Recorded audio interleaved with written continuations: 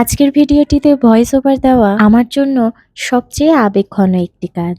আজ আমি শুধু একটি অনুষ্ঠান দেখিনি, প্রতিটি বাবার নীরব ভালোবাসা, ত্যাগ আর সন্তানের প্রতি সীমাহীন মমতার এক অপূর্ব প্রকাশের সাক্ষী হয়েছি। হলি চাইল্ড স্কুল পাবনাতে আজ পালিত হলো বাবা দিবস। অনুষ্ঠানে উপস্থিত প্রতিটি বাবার জন্য ছিল এক অনন্য আয়োজন। ছোট ছোট কোমল হাতগুলোতে তুলে দেওয়া হয়েছিল একটি করে রজনীগন্ধা ফুল, আর তাদেরকে বলা হয়েছিল বাবার কাছে গিয়ে ফুলটি দাও এবং তাকে জড়িয়ে ধরে বলো, বাবা তোমাকে বড্ড ভালোবাসি।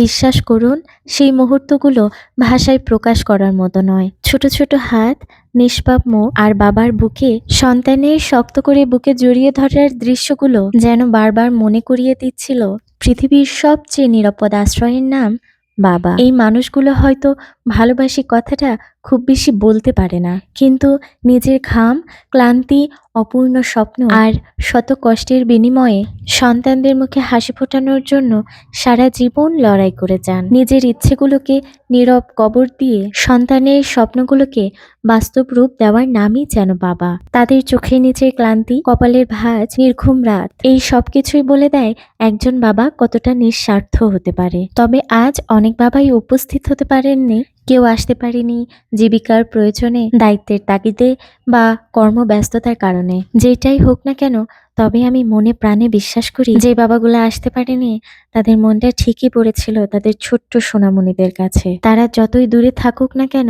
তাদের মনটা ঠিকই পড়ে থাকে তাদের সন্তান ও পরিবার ঘিরে। হয়তো আজ তারা সকলের সামনে সন্তানের হাত থেকে রজনীগন্ধা ফুলটি নিতে পারেননি, কিন্তু প্রতিটি পরিশ্রম, প্রতিটি ঘামের ফোঁটা, প্রতিটি নির্ঘুম রাতের পেছনে লুকিয়ে আছে একটাই স্বপ্ন, আমার সন্তান যেন ভালো থাকে, আমার পরিবার যেন সুখে থাকে। বাবা দিবসকে শুধুমাত্র একটি দিবসের মধ্যে সীমাবদ্ধ না রেখে কোমলমতি শিশুদের হৃদয়ে বাবা নামের মহত্তম মানুষটির প্রতি ভালোবাসা, শ্রদ্ধা ও কৃতজ্ঞতার বীজ বপন করার ও হৃদয় স্পর্শী উদ্যোগের জন্য হলি চাইল্ড স্কুলের প্রতিষ্ঠাতা শ্রদ্ধেয় লেয়া মিসের প্রতি জানাই আন্তরিক কৃতজ্ঞতা। আপনার সুদূর প্রসারী চিন্তা, স্নেহময় নেতৃত্ব ও মূল্যবোধ নির্ভর এই আয়োজন শুধু একটি অনুষ্ঠান নয়, বরং বাবা নামের নীরব যোদ্ধাদের প্রতি ভালোবাসা ও সম্মানের এক অনন্য দৃষ্টান্ত হয়ে থাকবে। এজন্য আমি চাই যে আমার বাচ্চারা একটু ভিন্নভাবে বেড়ে উঠুক, তাদের বাবা মা দুইজনই সময় দিক তাদেরকে, অন্তত একটা সময়, একটা দিন, সপ্তাহে একটা দিন, মাসে একটা দিন, বছরে একটা দিন, একটু সময় দিয়ে ওরা বুঝুক যে বাবা আমার জীবনে অনেক বড় বিষয়। শুধু খেলনা বা গিফটের জন্য তারা বাবা বাবা করে না, আপনাদের সময়টা ওরা চায়। তো আমি চাইবো যেন আপনারা বাচ্চাদের সাথে অবশ্যই সময় কাটান।